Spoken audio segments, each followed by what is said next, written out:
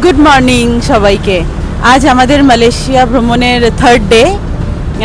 আজ আমাদের গন্তব্য হচ্ছে মালাক্কা শহর। এটা একটা মালয়েশিয়ার ঐতিহ্যবাহী শহর। আজকে এখানকার ওয়েদার ভীষণ ভালো। আজ ডেট হচ্ছে 23 অক্টোবর 2025 বৃহস্পতিবার। এখন বাজে সকাল 8টা। আমরা এখন রওনা দিচ্ছি মালাক্কা শহরের উদ্দেশ্যে। হ্যালো সবাইকে, welcome back to my channel explore memories. এই মুহূর্তে আমি আছি মালাক্কার খুব সুন্দর এবং ঐতিহাসিক একটি জায়গা সেন্ট পিটার্স চার্চের ভেতরে। জায়গাটার পরিবেশ এতটাই শান্ত যে ঢুকলেই মনটা ভালো হয়ে যায়। 1710 সালে তৈরি এই চার্চটি মালয়েশিয়ার অন্যতম প্রাচীন রোমান ক্যাথলিক চার্চ। ভেতরের সিম্পল ডিজাইন, উডেন স্ট্রাকচার আর মাইল্ড লাইট সব মিলিয়ে একটা পিসফুল ফিলিং দেয়।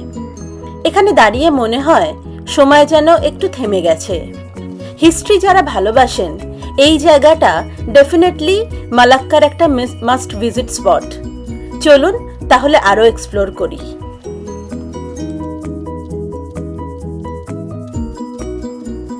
মালাক্কার এই শান্ত রাস্তাটার শেষেই দাঁড়িয়ে আছে সেন্ট পিটার্স চার্চ।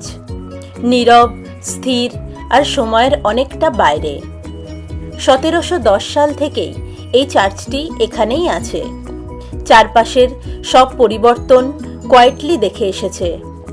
চার্চের বাইরে থাকা সেই বেলটা চোখে পড়বেই, শত বছর ধরে যার সাউন্ড প্রার্থনার সময় মানুষকে ডেকেছে। আজও সেটা হিস্ট্রির অংশ হয়ে দাঁড়িয়ে আছে। সাদা দেওয়াল, সিম্পল আর্কিটেকচার আর আকাশের নিচে দাঁড়িয়ে থাকা বেলটি জায়গাটায় একটা টাইমলেস ফিল তৈরি করে।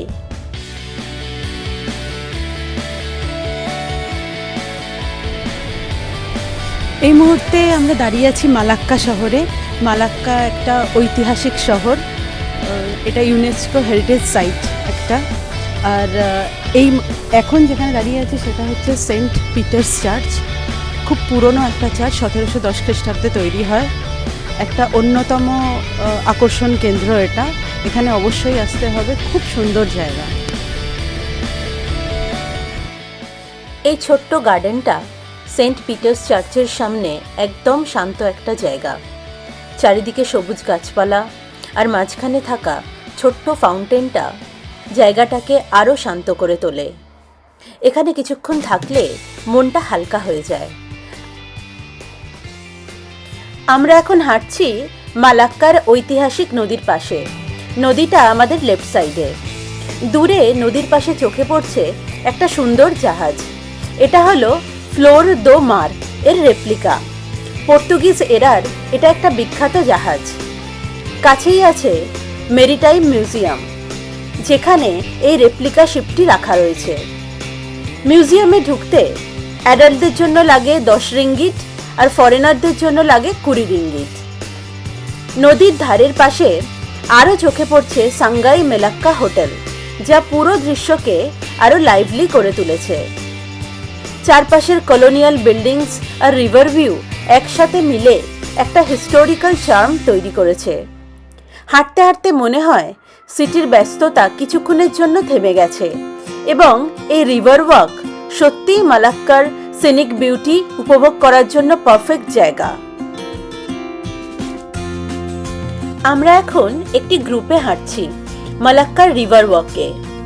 পথের পাশে চোখে পড়ছে ছোট্ট একটা ফোর্ট, যা কলোনিয়াল এরাতে ডিফেন্সিভ স্ট্রাকচার হিসাবে তৈরি করা হয়েছিল। এই ফোর্টটির অবস্থান নদীর পাশে হওয়ায় শহরের ইতিহাস আরও স্পষ্টভাবে বোঝা যায়। চারপাশে কলোনিয়াল বিল্ডিংস এবং রিভার ভিউ একসাথে মিলে একটা হিস্টোরিক্যাল চার্ম তৈরি করেছে। হাঁটতে হাঁটতে মনে হয় সিটির ব্যস্ততা কিছুক্ষণের জন্য থেমে গেছে। আমাদের গ্রুপের গাইড এই ফোর্ট এবং নদীর গুরুত্বপূর্ণ ভূমিকার কথা জানাচ্ছেন। রিভার ওয়াক শেষ করে আমরা এখন জালান বাঙ্গা রায়া স্ট্রিটে দাঁড়িয়ে আছি। চারপাশে হিস্টোরিক খ্রিস্ট চার্চ, কলোনিয়াল এরা বিল্ডিংস আর ছোট ছোট লোকাল শপস যেমন ন্যান্সিস কিচেন এবং দ্য ডেলি ফিক্স ক্যাফে স্ট্রিটকে আরও লাইভলি করেছে।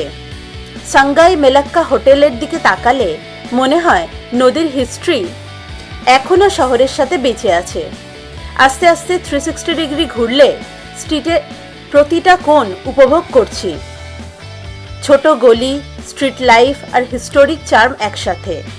এখানে দাঁড়িয়ে সিটির হাসেল বাসেল দূরে চলে গেছে। আর এই স্ট্রিট সত্যিই মেলাক্কা এক্সপ্লোর করার জন্য একটা পারফেক্ট স্পট। আমরা এখন ডাচ স্কোয়ারের উপর থেকে স্ট্রিটের সেন্টার গার্ডেন দেখছি। সামনে চোখে পড়ছে সবুজ গাছপালা আর ছোট ফোয়ারা, যা ডাচ স্কোয়ার গার্ডেনকে লাইভলি করে তুলেছে। সামনের দিকে দেখা যাচ্ছে আই লাভ মালাক্কা পয়েন্ট, যেখানে পর্যটকরা ছবি তুলতে থেমে যায়। পাশেই হিস্টোরিক স্ট্যাথুস মিউজিয়াম, যা 1750 সালে ডাচ কলোনিয়াল এরাতে তৈরি হয়েছিল এবং মালাক্কার ইতিহাস বোঝার জন্য খুবই গুরুত্বপূর্ণ। চারপাশে খ্রিস্ট চার্চ এবং ক্লক টাওয়ারের কলোনিয়াল আর্কিটেকচার সব কিছু একসাথে স্ট্রিটকে আলাদা চার্ম দিয়েছে। উপরে দাঁড়িয়ে পুরো ডাচ স্কোয়ার, গার্ডেন, মিউজিয়াম এবং স্ট্রিট লাইফ একসাথে দেখা যায়। মালাক্কার কালারফুল কালচার এবং হিস্ট্রি একসাথে উপভোগ করার জন্য পারফেক্ট ভিউ পয়েন্ট। আমরা এখন দাঁড়িয়ে আছি আ ফামোসার ভিতরে। পর্তুগিজ এরার এটা একটা হিস্টোরিক ফোর্ট। মূল গেটটি পোর্টা ডে সান্টিয়াগো, যা 1600 দশকে তৈরি হয়েছিল। আর সেঞ্চুরিজের পর এটা এখনও মালাক্কার কলোনিয়াল আর্কিটেকচারের স্মারক হিসাবে দাঁড়িয়ে আছে। ভিতরে ঘুরতে ঘুরতে মনে হয় যেন ইতিহাস চোখের সামনে জীবন্ত হয়ে উঠেছে। এখানেই একজন ট্যালেন্টেড গিটারিস্ট স্প্যানিশ এবং ইংলিশ গান বাজাচ্ছেন। স্প্যানিশ গিটারের সফট রিদমিক কর্ডস আর ইংলিশ ব্যালেডস একসাথে মিশে একদম ম্যাজিক্যাল অ্যাম্বিয়েন্স তৈরি করেছে। তার সুরের সঙ্গে প্রাচীন দেয়াল আর ঘরের ইকো মিলিয়ে এক সিনেমাটিক ফিলিং দিচ্ছে। সত্যি ফামোসার ভিতর দাঁড়িয়ে হিস্ট্রি, আর্কিটেকচার এবং মিউজিক একসাথে উপভোগ করার জন্য পারফেক্ট জায়গা।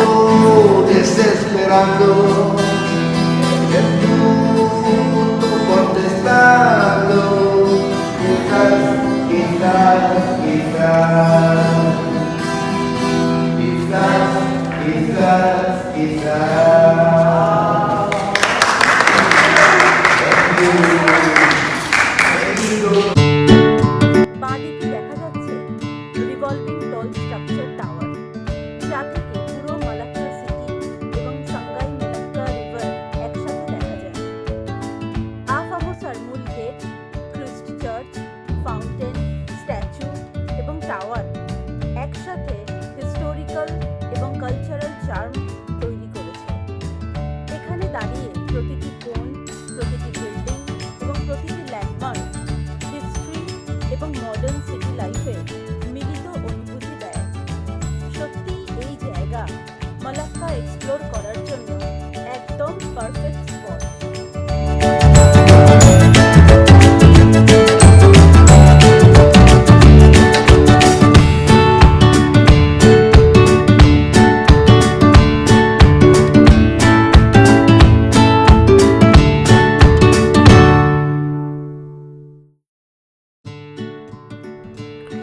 আমরা এখন ধীরে ধীরে এগোচ্ছি মালাক্কা সুলতানেট প্যালেস মিউজিয়ামের দিকে। এই ব্রাউন কালার্ড উডেন বিল্ডিংটি রেপ্লিকা 1500 দশকের মালাক্কা সুলতানেটের রাজপ্রাসাদের, যা ট্র্যাডিশনাল মালায় আর্কিটেকচারে নির্মিত। পুরো স্ট্রাকচারটি উডেন ক্রাফটম্যানশিপ দিয়ে তৈরি, আর একটিও মেটাল নেল ব্যবহার করা হয়নি। ভিতরে প্রবেশ করলে সুলতানেটের হিস্ট্রি, রয়্যাল আর্টিফ্যাক্টস এবং মালয় কালচারের এক দারুণ কালেকশন দেখা যায়।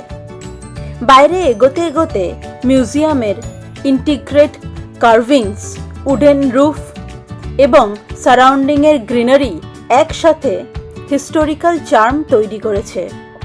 সত্যিই মিউজিয়ামটি হেরিটেজ এবং ট্র্যাডিশনাল আর্কিটেকচার উপভোগ করার জন্য পারফেক্ট ডেস্টিনেশন। এখানে অনেক ট্যুরিস্ট ছবি তুলছে এবং অ্যাটমসফিয়ার খুব লাইভলি।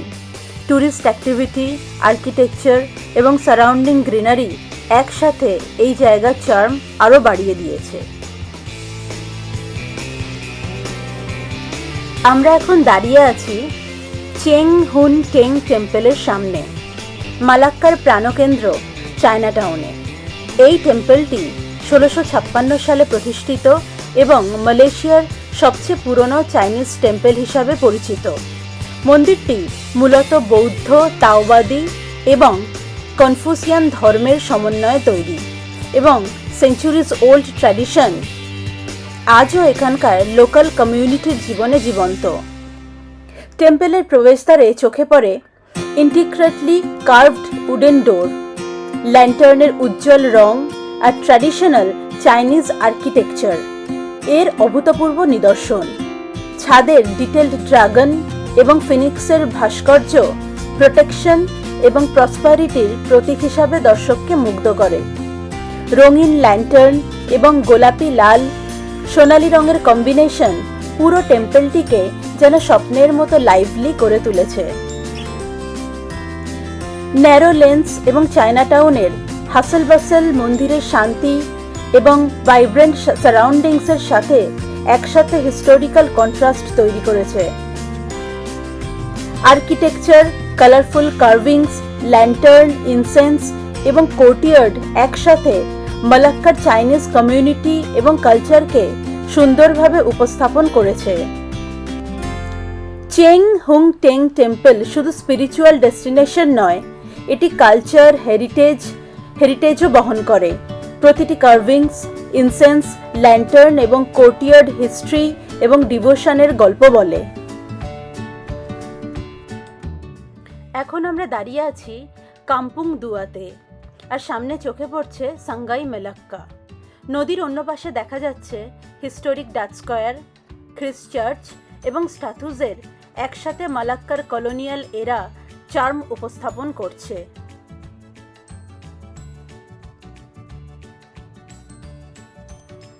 এখানে হিস্ট্রি, আর্কিটেকচার এবং রিভার ভিউ একসাথে উপভোগ করা যায়।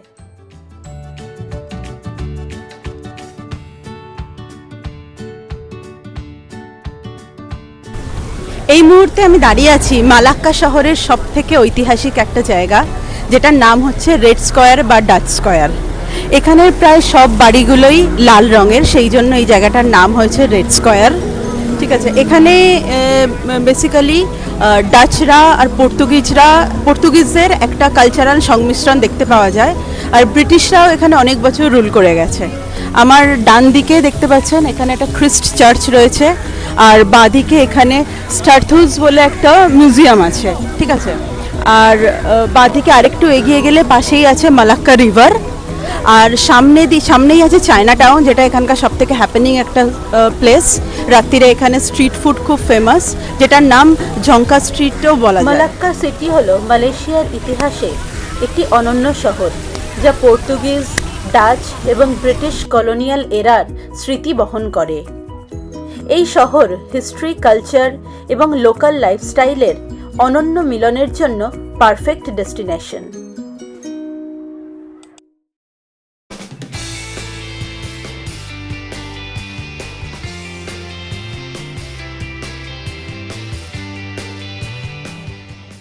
আমরা এখন হাঁটছি ঝঙ্কা স্ট্রিট দিয়ে। এই সরু রাস্তার দুই পাশে চোখে পড়ছে নানা রকম কালারফুল এবং অ্যান্টিক শপস। ঝঙ্কা স্ট্রিট মূলত 1600 শতকে স্থাপিত হয়েছিল। তখন চাইনিজ কমিউনিটিরা এখানে বসতি গঠন করেছিল এবং এই স্ট্রিট হয়ে উঠেছিল তাদের ডেলি লাইফের ব্যবসার কেন্দ্র।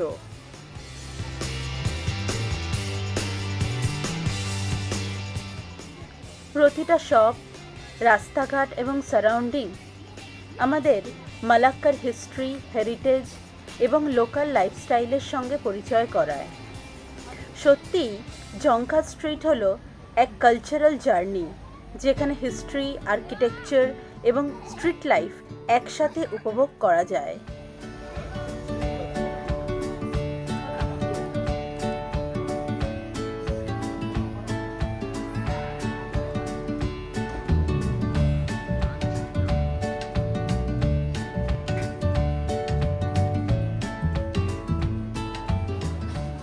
আমরা এখন হাঁটছি রেস্টুরেন্ট ফামোসা চিকেন রাইস বল এবং টান কিম হক রেস্টুরেন্টের পাশ দিয়ে।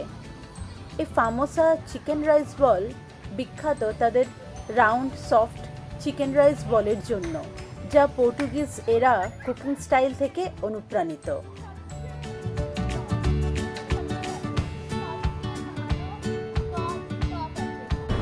এখন আমরা দাঁড়িয়ে আছি চায়না টাউনের একটা কফি হাউসের সামনে, যার নাম হচ্ছে Hsien Hainan pastries coffee house. এটার মানে স্পেশালিটি হচ্ছে 3 জেনারেশন ধরে এই কফি হাউসটা চলছে। তো এখানকার কফি আমরা ট্রাই করব এখন। এখন আমরা শেষ করছি আমাদের মালাক্কা ট্রিপ। এই ট্রিপের টিকিট আমরা ক্লুকে থ্রু দিয়ে বুক করেছি। পরবর্তী ভিডিওতে আমরা যাব ক্যামারুন হাইল্যান্ডস। ভিডিওটা যদি ভালো লাগে তাহলে লাইক, শেয়ার, কমেন্ট করতে ভুলবেন না এবং আমাদের চ্যানেলটি সাবস্ক্রাইব করবেন। ধন্যবাদ আমাদের সঙ্গে থাকার জন্য।